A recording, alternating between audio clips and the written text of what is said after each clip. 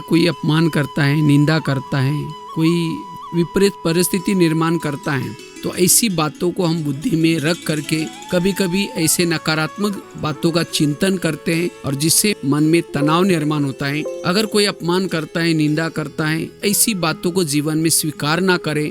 अगर कोई गटर में गिरी हुई चीज, गंदी चीज हाथ में देगा तो हम नहीं लेंगे, क्योंकि बुरी चीजें नहीं लेते। तो इसी तरह कोई अपमान, निंदा, ग्लानि, ये तो कोई अच्छी चीजें तो है ही नहीं, लेकिन हम क्या करते, उसको स्वीकार करते हैं। गाली देने वाला दे के चला गया, वो खराटे मार के सो गया, लेकिन जिसने ली उसको रात भर नींद नहीं आती। इसीलिए ऐसी बातों को हम कभी भी जीवन में नहीं लेना है। अगर नहीं लेंगे तो हमारे अंदर सहन शक्ति डेवलप होगी। अगर उन बातों को स्वीकार करेंगे, अर्थात चिंतन करेंगे, वही बातें हमारे परेशानी का कारण, तनाव का कारण बन सकती है। इस पर एक बहुत सुंदर घटना मुझे याद आई। एक बार महात्मा गांधी समुद्र जहाज में बैठ करके यात्रा कर रहे थे। बाजू में एक अंग्रेज भी बैठे थे। तो महात्मा गांधी ध्यान में मगन होकर के चल रहे थे। तो वो अंग्रेज ने देखा महात्मा गांधी ध्यान में मगन होकर के बैठे। उन्होंने क्या किया, 25-30 पन्ने लिया और बहुत सारी बातें उसके ऊपर लिख दी। लास्ट में पिन लगा करके महात्मा गांधी को वो 25-30 पन्ने पढ़ने के लिए दिया। तो महात्मा गांधी ने एक एक लाइन पढ़ी।